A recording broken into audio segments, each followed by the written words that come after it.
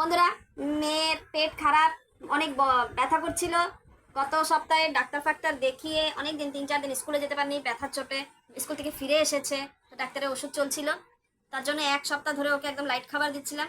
এখন আর ওর খেতে ভালো লাগছে না, বায়না মা বিরিয়ানি করো। বিরিয়ানি চিকেন এখনো দিইনি, সেরকম করে অল্প অল্প দিচ্ছি। সব খেতে খেতে আবার সইয়ে সইয়ে তারপরে দেবো। তার জন্য আজকে করলাম বিরিয়ানি।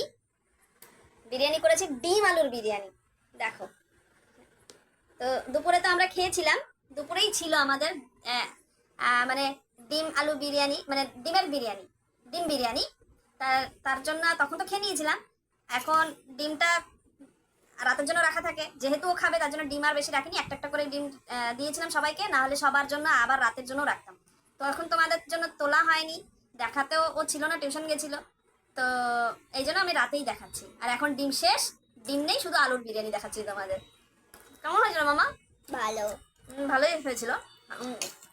টেস্টি হয়েছিল, সত্যি খুব ভালো লেগেছে। তোমরা বিরিয়ানিগুলো এরকম করে খেতে পারো।